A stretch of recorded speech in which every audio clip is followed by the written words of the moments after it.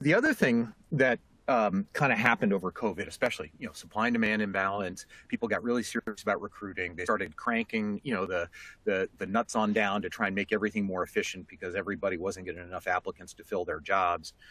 Um, uh, Recruiting organizations got religion about analytics and measuring stuff so that actually mattered. So, you know, historically, you used to be able to say, "Oh, I got this many applies from a posting," then it or a job ad, and then it started to be able to say, "This is how many, kind of quality applies that I got," and you could say, "Oh, this site gives me good quality, and this site gives me bad quality," and then you move it to cost per hire. That's all good, and we're going to see more and more. I'm going to talk about this in a minute. That's kind of table stakes.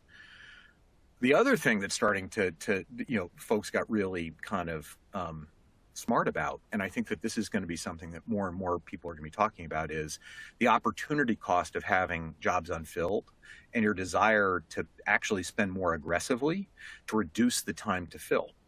Okay, so every day for a lot of companies, especially those that have, let's say, blue collar service delivery, e-commerce supply chain, even healthcare, you can do a calc on the opportunity cost of not having somebody in a job, i.e., if I don't have somebody driving a truck, I'm losing so much revenue. If I do not have somebody putting shots in arms, I lose so much revenue. If I don't have somebody putting stuff in a box, I lose so much revenue.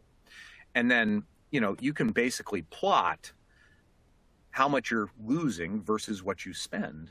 And this leads to a very interesting thing. Historically, it's always been, I want to get the most amount of hires at the lowest cost, right? That seems logical. Lowest cost hire is best. Not unless it's slow. And you lose a lot of money every day that the job isn't open. So imagine you lose $1,000 a day if the job isn't filled. You may be able to get a $500 hire, but it may take you 60 days. But if you spend $5,000, you can get that hire in 15 days. The latter one, which seems on the surface to be more expensive because you're spending more on recruiting, actually is a better business decision.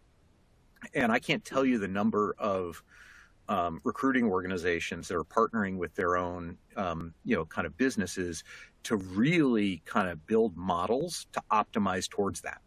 And so, again, the converse is true. Like, if you don't have a very high incremental cost to having the position open, then yeah, you got to focus on efficiency.